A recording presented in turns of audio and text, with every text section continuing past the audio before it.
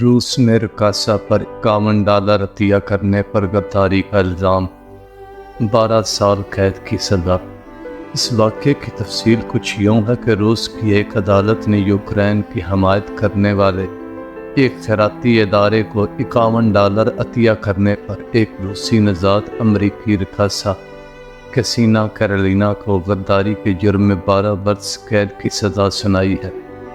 Carolina کے پاس امریکہ اور روس دونوں کی شہریت ہے اور انہیں خفیہ عدالتی کارروائی کے بعد قصوروار ٹھہرایا گیا۔ کیرولینا طویل عرصے سے لاس اینجلس میں مقیم تھیں اور انہیں 2021 میں امریکی شہریت حاصل ہوئی تھی۔ تاہم انہیں گزشتہ برس جنوری میں اس وقت گرفتار کیا گیا جب وہ امریکہ سے روس اپنے خاندان سے ملنے آئیں۔ ان کا آبائی علاقہ ماسکو سے تقریباً 1600 کلومیٹر کے فاصلے پر واقع ہے۔ استغاثہ نے عدالت سے 15 برس قید کی درخواست کی، مگر عدالت نے انہیں 12 برس قید کی سزا سنائی۔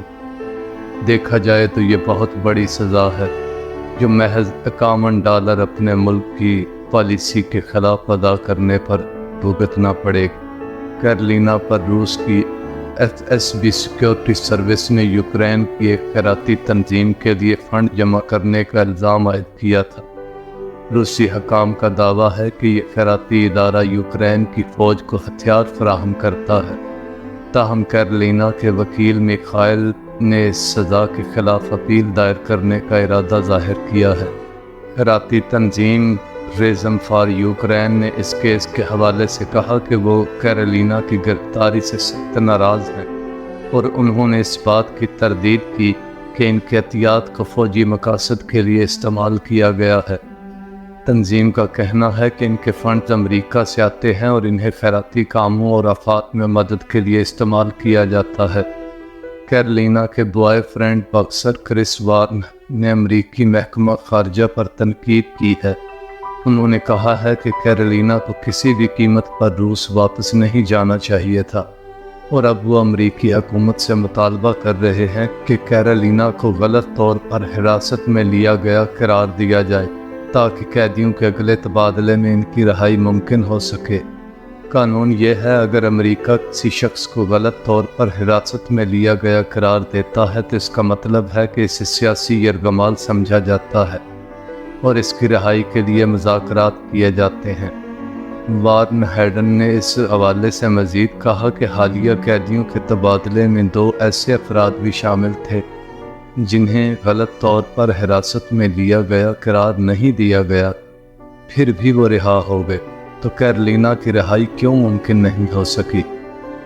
روسی صدر ولادیمیر پوتن نے گزشتہ سال ایک حکم نامے پر دستخط کیے تھے جس میں غداری کے جرم میں زیادہ سے زیادہ سزا کو 20 سال سے بڑھا کر عمر قید کر دیا گیا تھا۔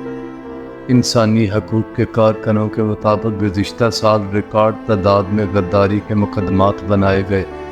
جولائی میں دوہری شہریت رکھنے والے کیون لک کو بھی غداری کے الزام میں 4 سال قید کی سزا سنائی گئی، لیکن انہیں مغرب کے ساتھ قیدیوں کے تبادلے کے تحت رہا کر دیا گیا۔ یاد رہے کہ غداری کے تحت قائم مقدمات میں اکثر وہ لوگ ہیں جو سوشل میڈیا کے غلط استعمال کی وجہ سے گھیرے میں آئے۔ ان کا سوشل میڈیا کا استعمال ریاستی پالیسی کے برعکس تھا۔ کیرولینا کو اپنے والدین اور معمر دادی سے ملنے کے لیے جانے کے دوران گرفتار کیا گیا۔ اس کے بوائے فرینڈ وارن ہیڈن نے BBC کو بتایا کہ وہ کیرولینا کی صحت کے بارے میں فکر مند ہے، اس صورتحال سے نمٹنے کے لیے مضبوط رہنے کی کوشش کر رہے ہیں۔ وارن ہیڈن کا کہنا ہے کہ کیرولینا بہت نرم دل انسان ہے اور انہیں ان کی صحت کی فکر ہے، مگر وہ مضبوط ہونے کا ڈرامہ کر رہی ہے۔ وارن ہیڈن نے کہا کہ ان کی امید اب بھی امریکی حکومت ہے کہ وہ کیرولینا کی رہائی کے لیے اقدامات کرے۔